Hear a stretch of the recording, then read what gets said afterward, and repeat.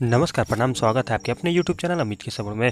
तो सहारा सीआरसीएस का जो रिफंड पोर्टल है यहाँ पे, उसी का अपडेट इस वीडियो में आपको देने वाला हूँ। यहाँ पे बहुत दिनों से यहाँ पे लोग इंतज़ार कर रहे थे कि री अप्लाई कब से स्टार्ट हो जाएगा। तो री अप्लाई के लिए यहाँ पे जो पोर्टल पे इंफॉर्मेशन है वहाँ पे लिखा आ रहा है कि शॉर्टली हम यहाँ पे ये शुरू करने वाले हैं कि जो आपका डिफिशियंसी है उसका यहाँ पे निस्तारण के लिए यहाँ पे री अप्लाई कीजिए। जो यहाँ पे पेपर मांगा जा रहा है वो आप पेपर लगा भी सकते हैं। लेकिन बात यहाँ पे री अप्लाई शुरू ही होने की नहीं है। मैं आपको बता रहा हूँ कि मैं शुरू से कहते ही आया हूँ, री अप्लाई से पहले ज़रूरी है कि जो आप पेपर मांग रहे हैं उसमें क्या क्या देना है, क्या क्या कैसे बनवा कर देना है, इसका नोटिफिकेशन सहारा और सीआरसीएस जारी करे, तभी आप लोग री अप्लाई करिएगा, नहीं तो छोड़ दीजिएगा। क्योंकि यहाँ पे नाम मिसमैच है तो आप एफिडेविट लगा दीजिए। बहुत सारे लोग बता रहे हैं अगर एफिडेविट से हो ही नहीं सकता पेमेंट हो जाए। जो चीज़ यहाँ पे वहाँ से क्लियर नहीं होता तब तक लोगों को कैसे पता चलेगा। अभी तक तो लोग यहाँ पे यूट्यूब के सहारे जो यहाँ पे जिसको समझ में आ रहा है वो लोग अप्लाई करते जा रहे हैं।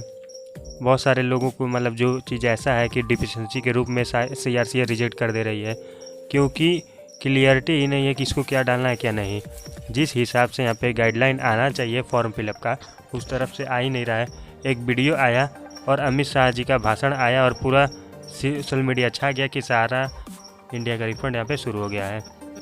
और लेकिन जो मेन चीज़ है एमआईएस का लोग मतलब अप्लाई कैसे करेंगे यहाँ पे दिन का, तो क्या होगा यहाँ पे मैं आपको बता दूँ बहुत सारे यहाँ पे क्वेश्चन ऐसे हैं कि जो लोग अनुमानित रूप से यहाँ पे जो पता है वही लोग हम लोग भी बता रहे हैं यूट्यूब पे, या फिर जो जिसको बता रहे हैं वो अप्लाई कर दे रहे हैं लोग। मैच्योरिटी जिसका पूरा हुआ नहीं हुआ, जिसका कल तक का यहाँ पे जो साइट पे सिस्टम है उस पर बताया जा रहा है कि यहाँ पे 3 सोसाइटियों का यहाँ पे केस में दिल्ली हाई कोर्ट में ने रोक लगाया था, उस तक का जमा होना चाहिए और ड्यू होना चाहिए। 2 है यहाँ पे 22 मार्च 2023 मतलब 22 मार्च 2022 तक यहाँ पे 3 सोसाइटियों के केस में, और स्टार के केस में है कि 29 मार्च 2023। तो यहाँ पे डिफिशियंसी का जो मैसेज आ रहा है उसमें ये बताया जा रहा है कि 31 मार्च 2023 के बाद आपका मैच्योरिटी पूरा हो रहा है, इसीलिए हम पैसा अभी नहीं देंगे। तो अगर यहाँ पे अगर कॉन्ट्रडिक्ट अगर नोटिफिकेशन अगर सीआरसी अब नहीं कर रही है, 2 डेट है यहाँ पे 22 मार्च 2022 और यहाँ पे 29 मार्च 2023, तो उस दोनों डेट में यहाँ पे कोई भी डेट नहीं दिया जा रहा है। डिफिशियंसी में 31 मार्च 2023 का डेट दे दिया गया है। ये किस दिन की नोटिफिकेशन या किस दिन की गाइडलाइन में बताया गया सीआरसीएस और सहारा के द्वारा कि 31 मार्च आपका मैच्योरिटी अगर पूरा हो रहा है तो आप यहाँ पे अप्लाई अभी नहीं कर सकते। जब भी यहाँ पे मैच्योरिटी पूरा अगर मेरा होगा तो सहारा और सीआरसीएस का यहाँ पे इस पोर्टल रहेगा, या फिर अमित शाह रहेंगे गृह मंत्री कि नहीं रहेंगे, मोदी सरकार रहेगी कि नहीं रहेगी, इसका क्या आता पता है। सहारा का सोसाइटी का क्या चलने वाला है, इसके बाद भी यहाँ पे छोड़ रहे हैं कि जब मैच्योरिटी पूरा होगा 2028 में आप जाके सहारा से पेमेंट ले लीजिएगा। जो 8 के डेट में पेमेंट देने की स्थिति में नहीं है वो क्या 2028 में देगी, और किस भरोसे के लोग इंतज़ार करेंगे 2028 में हमारा पैसा मिल जाएगा। तो ये सरासर गलत है कि यहाँ पे इंटरेस्ट की बात ही आप यहाँ पे नहीं कर रहे हैं कहीं भी, कि हम लोग इंटरेस्ट भी देंगे कि नहीं देंगे। तो जमा यहाँ पे पैसा को आप यहाँ पे रिटर्न किया जाना है। जो सिस्टम है यहाँ पे उसका ट्रेंड है, उसके हिसाब से मैं आपको बता रहा हूँ। तो अब यहाँ पे मैच्योरिटी का बात कहाँ से आ जाता है। तो मेरा यही सलाह है कि बहुत सारे लोग यहाँ पे यही बता रहे हैं कि आप मेरे कहने पे लोग जमा कर दिए जिनका मैच्योरिटी नहीं पूरा हुआ था, उसका भी रिजेक्ट हो गया। तो ऐसा कीजिए, आपका रिजेक्ट तो हो गया लेकिन आपको रीअप्लाई करने की ज़रूरत नहीं है। जब भी आपका मैच्योरिटी पूरा हो गया इस पोर्टल से अगर आपका चलता रह गया तो सब कुछ ओके रहेगा, सिर्फ आपको रीसबमिट करना रहेगा, आपका पैसा बर्बाद नहीं होगा। और दूसरा चीज़ ये है कि अगर मैं कोई चीज़ आपको बताता हूँ तो मैं अपने अनुभव और या फिर अपने जो भी साइट को आपको लगता है आपको सलाह मैं देता हूँ। और ये डिस्क्लेमर एक मेरी तरफ से है कि अगर आपको मेरा बताया हुआ आपको समझ में अगर आपको लगता है सही है तभी आप अप्लाई करें। टोटली मेरे ऊपर आप डिपेंडेंट नहीं रहेंगे, मेरा बताना काम है। अगर आपको सही लगे तो अडॉप्ट करिए, नहीं तो आपका मेरे बराबर ही आपका दिमाग होगा, या फिर मुझसे ज़्यादा ही हो सकता है। किसी भी तरीके से मैं ज़्यादा जान सकता हूँ, आप ज़्यादा कम जान सकते हैं, या फिर आप ज़्यादा जान सकते हैं मैं कम जान सकता हूँ। लेकिन दिमाग एक ही है। तो बहुत सारे लोग बोल रहे थे मैं आपके कहने पे किया, कल हो के अगर मिलने शुरू हो गया तो आप लोग ये नहीं बोलेंगे कि आपके कहने से मिल गया। ये तो छोड़िए ये सब बात। यहाँ पे बात करते हैं। यहाँ पे फॉलोवर बढ़ने और सब्सक्राइबर बढ़ने से पैसा नहीं आता है। वीडियो का व्यू बढ़ेगा, चाहे मेरे पास एक भी सब्सक्राइबर नहीं रहे तो यूट्यूब की तरफ से यहाँ पे जो ऐड चलता है, जो यहाँ पे उसके एवरेज में आपको पैसा भेजा जाता है। इसके अलावा यहाँ पे कोई भी अनदर इनकम यहाँ पे किसी भी स्पॉन्सरशिप में यहाँ पे करता हूँ, ना ही कोई आपको यहाँ पे चार्जेज है आपको वीडियो देखने का। यहाँ पे पेड न्यूज़ में नहीं करता हूँ।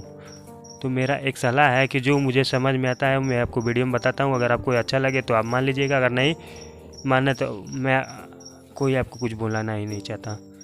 अब यहाँ पे बात करते हैं सीआरसी वाले पे। अगर सुप्रीम कोर्ट में यहाँ पे पब्लिक तरफ से यहाँ पे कोई अगर बढ़िया एडवोकेट खड़ा हो जाए, जितना भी डिफिशियंसी जितना भी ड्रामा कर रहे हैं सीआरसी पोर्टल वाले लोग, वो सब कुछ ख़त्म हो जाएगा। क्योंकि यहाँ पे जब पैसा यहाँ पे जमा करना था, जब सारा के सोसाइटियों का जांच करना था, तब ये सीआरसीएस नहीं किया।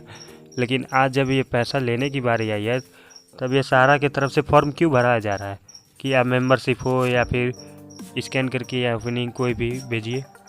जब यहाँ पे 19 हज़ार कितना साल हो गया, तब वहाँ पे केवल आप इनको पैसा से मतलब था और वो कोई भी किया कुछ भी नहीं मिल रहा है। तो ये जहाँ पकड़ने की यहाँ पे ज़रूरत है, यहाँ पे सिस्टम तो ही रोक देना चाहिए और सहारा को यहाँ पे पहले पकड़ना चाहिए। क्योंकि आपको यहाँ पे 4 साल का पहले क्यों स्कैन करके नहीं दिया डाटा। जब आप स्कैन करके नहीं दीजिएगा, पब्लिक अप्लाई करेगा तो सबका रिजेक्ट होगा यहाँ पे। तो यहाँ पे जानबूझ के लोगों को परेशान कर रहे हैं कि यहाँ पे लोग अप्लाई करें और हम फिर रिजेक्ट कर दें। तो ये जिस सिस्टम में यहाँ पे सुधारने की ज़रूरत है, लोग उसे वहाँ नहीं पकड़ रहे हैं। पब्लिक को सिर्फ यहाँ पे मैसेज आ रहा है कि आपका ये कमी है, वो कमी है, आपको आप लोन दे रहे हैं सीआरसी वाले। पब्लिक का ही पैसा जो जमा है वही देने का बात है यहाँ पे, और वो भी सिर्फ 10,000। लोन कोई यहाँ पे नहीं ले रहा है आपसे कि आप डॉक्यूमेंट चेक कर रहे हैं, आप आधार सिविल फलाना ढमकाना चेक कर रहे हैं। पब्लिक का ही पैसा है। थोड़ा लोग बहुत कम पढ़े लिखे थे जब सहारा में जमा हो रहा था, चाहे वो जमा करता हो चाहे वो कोई भी हो। तो यहाँ पे नाम, फादर्स नेम, यहाँ पे वोटर आईडी कार्ड, यहाँ पे ना कई सारे में मिसमैच होता जाता है। लेकिन यहाँ पे गलत है, कोई फ्रॉड कर रहा है तो आपका यहाँ पे 10% आप यहाँ पे जांच कर लीजिए। जिसका नाम एड्रेस कोई भी गलत है, फिजिकली देखिए, एफआईआर कर दीजिए। तो वो सब करना नहीं है, सिर्फ वहाँ पे बैठ के पब्लिक के पैसा से यहाँ पे डिफिशियंसी भेज देना है। तो सुप्रीम कोर्ट को यहाँ पे इसका झटका लगेगा अगर कोई इस बढ़िया एडवोकेट यहाँ पे सुप्रीम कोर्ट अगर रखते हैं। लेकिन दिक्कत यह है कि लड़ाई तो यहाँ पे चल रहा है सीआरसीएस का और सहारा का, सेबी और सहारा का। पब्लिक का एडवोकेट यहाँ पे कोई भी इसके अगेंस्ट जाए तब ना। सरकारी वकील की इस वक्त बात है नहीं, उनको तनख्वाह मिलता है, वो लोग अपना काम करते हैं। जैसे अमित शाह गाइड किए कि जाइए आप यहाँ पे आइए, लगाइए और 5,000 लेकर जाइए। सहारा से भी मुख्य विवाद यहाँ पे नहीं आ रहा है, तो क्यों नहीं जा रहे हैं वकील साहब। जब सरकार को ज़रूरत पड़ेगा उस तरफ से लिस्ट करवाएगी, पैसा निकलवाएगी और लोगों को यहाँ पे चंदा के रूप में बांटेगी, या फिर कह सकते हैं यहाँ पे वोट के रूप में बांटेगी। वैसे ही सहारा के पूरे सिस्टम को हाईजैक कर लेगी। क्योंकि ये जब पैसा उठाया और सतिलाना तरीके से यहाँ पे चाह ठगना, लेकिन यहाँ पे अपने ही जाल में फंस के अपना तो सब कुछ बर्बादी कर लिया। लेकिन सिस्टम को यहाँ पे सहारा सरकार ने हाईजैक कर लिया कि हम इनके पैसा से क्रेडिट हम ले लेंगे। और मोदी जी और अमित शाह जी पोर्टल पे भी फ़ोटो लग गया है, इलेक्शन नज़दीक है और इसको भजा जाएगा धीरे धीरे यहाँ पे। इसलिए टाइम काटा जा रहा है कि जितना नज़दीक हम लोग पेमेंट करेंगे हम लोग को ज़्यादा याद रहेगा। क्योंकि हम लोग तो मान चुके हैं आधा सहारा का पैसा गया। अगर 85,000 1 ही लाख मिल जाता है तो हम लोग को यही लगेगा कि मोदी जी दिए हैं। ऐसा नहीं है कि सहारा में सरकार में कोई गलती है।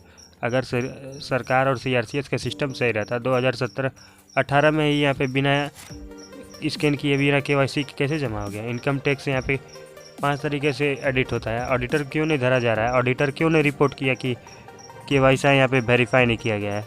इसका यहाँ पे कोई भी नेगेटिव नहीं है। तो यहाँ पे क्यों ऑडिटर को नोटिफिकेशन नहीं भेज रही है सीआरसीएस कि 4 साल से आप यहाँ पे एडिट कर रहे थे, आपको यहाँ पे रिस्पॉन्सिबिलिटी था कि इसमें कोई गड़बड़ी है तो आप रिपोर्ट किए, क्यों फाइनेंशियली इस सहारा की तरफ से यहाँ पे ये गड़बड़ी है। ज्वाइनिंग पॉइंट का यहाँ पे जहाँ तक बात था वो भी कहीं नहीं क्लियर है कि सहारा किस यहाँ पे सहारियन में क्या करना है, इसका लोगों को ऐड करके अप्लाई करना है या फिर नहीं करना है। तो इसीलिए अमाउंट कॉलम को सहारा अपने तरफ ले रही है। अगर आपका अमाउंट का गलत है वो पब्लिक से मत पूछिए, वो हम ही बता देंगे। लेकिन जब यहाँ पे अमाउंट वाला बता देंगे तो सही नाम भी बता देंगे ना, कि नाम भी यही है, एड्रेस भी यही है, स्कैन करके हम ही देंगे। पब्लिक को क्यों जा रहा है? पब्लिक को रीअप्लाई करने में पैसा लगे, आपका डेबिट भी मांगते हैं उसमें भी पैसा लग जाएगा। ये एक मिलियनर है और पैसा निकालने के लिए यहाँ पे कितना पैसा लगाएंगे लोग।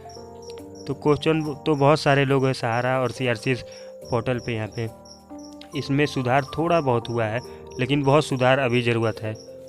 तो यही सब यहाँ पे जो चल रहा है मैं आप लोगों को बता देता हूँ, और आगे जैसे ही अपडेट आएगी मेरे चैनल के माध्यम से मिल जाएगा आपको। और हमसे थोड़ा जुड़े रहिए ताकि मैं आपके लिए थोड़ा पे आवाज़ उठाते रहूं। तो बस आज की वीडियो में इतना रखते। अगर वीडियो पसंद आए तो वीडियो को भी लाइक कर दिया और चैनल को भी सब्सक्राइब कर दीजिए। तब तक के लिए जय हिंद, वंदे मातरम।